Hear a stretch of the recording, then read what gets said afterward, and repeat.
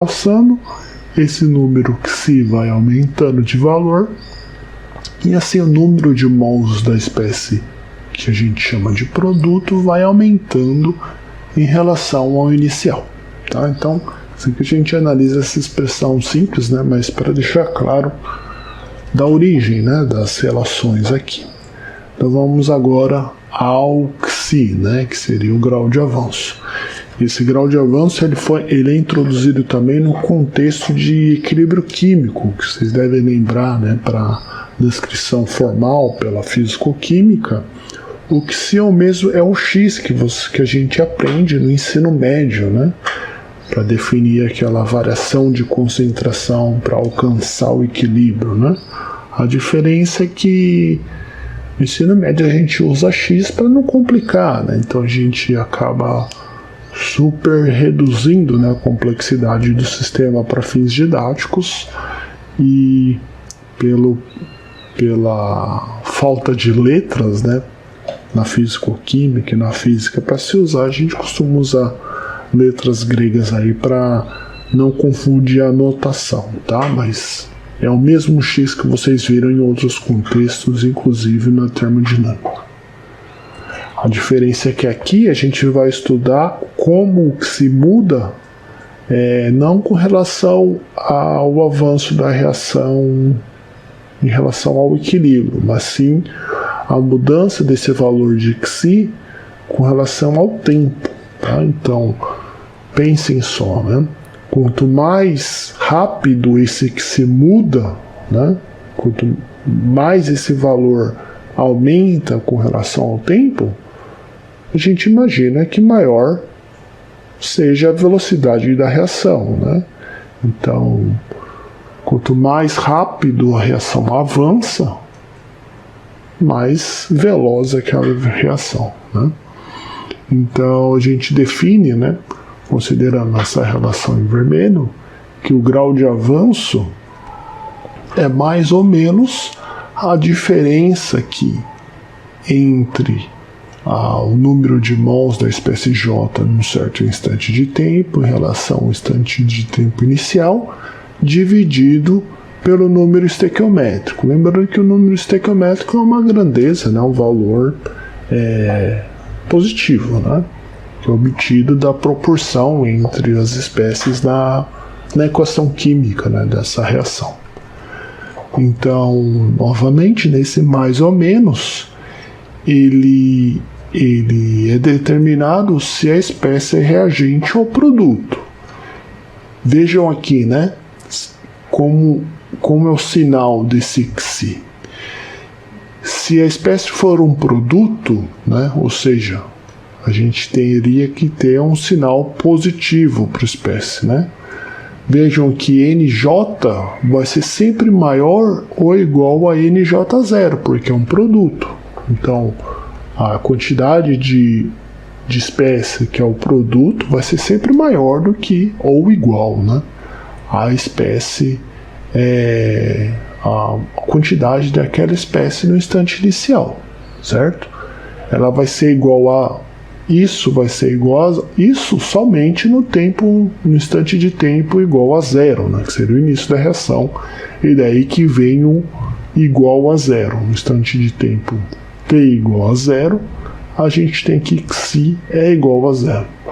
Agora vamos olhar para o reagente, né? Se J for um reagente, o sinal é negativo, né? Aqui é negativo.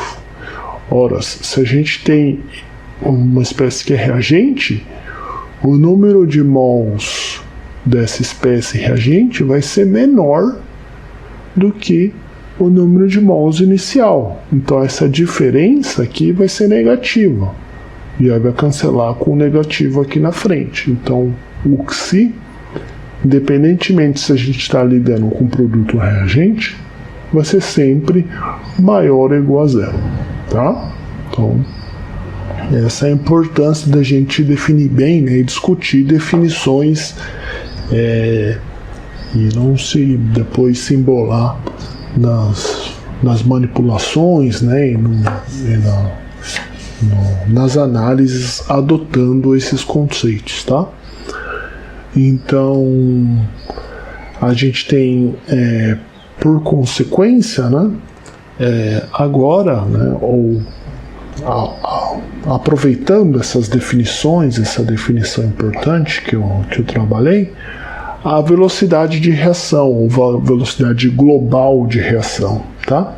Então eu vou sempre encurtar aí o termo todo, né? Chamar de velocidade de reação, em vez de chamar de velocidade global de reação, expressa ou denotada pela letra V, tá? Então, a velocidade global de reação, V, também vai ser uma grandeza que é sempre maior ou igual a zero, né?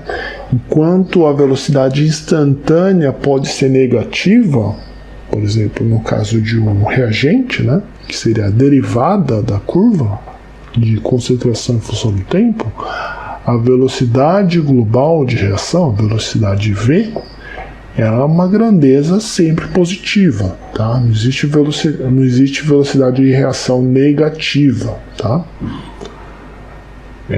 Existe velocidade instantânea negativa, mas não velocidade global de reação, tá? Então ela vai ser sempre maior ou igual a zero. Como é que a gente então obtém uma forma genérica, né, para obter ou calcular ou expressar, né, a velocidade de uma reação de forma global? A gente aproveita a definição do Xi, né, do grau de avanço. Então, considerando um sistema que tenha volume constante, né, em um sistema homogêneo, ou seja, que as espécies são homogeneamente misturadas, não há separação de fases, a gente tem um volume constante desse sistema e, por definição, a velocidade de reação é dada por 1 sobre V vezes a taxa, né, de variação do grau de avanço com relação ao tempo, tá? Lembrando que, como o Xi é sempre maior ou igual a zero, o tempo, né, com a variação do tempo, o Xi vai sempre aumentar ou se manter constante dependendo do sistema, né? Então, a variação, essa derivada, vai ser sempre maior ou igual a zero, né?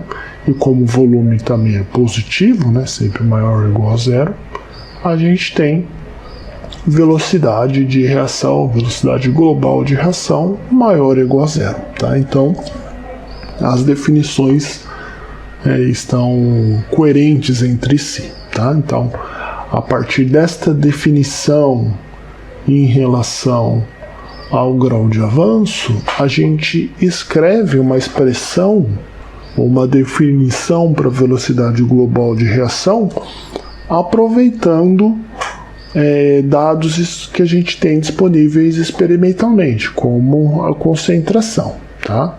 Então é isso que a gente vai trabalhar agora, né? Como a gente prepara uma outra definição a partir dessa daqui, para expressar a velocidade global de reação em termos das concentrações ou da concentração de qualquer espécie no sistema reacional.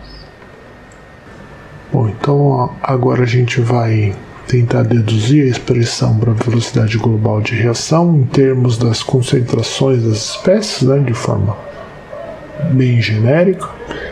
E antes disso eu vou só destacar, né, o que a gente espera para aquele instante inicial de reação, né, no início.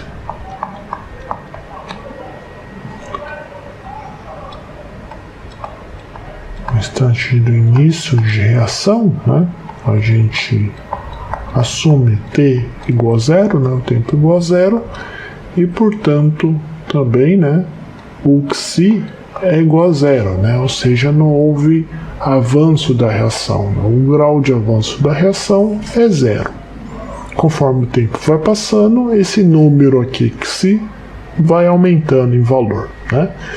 Então, vejam que o número de mols da espécie J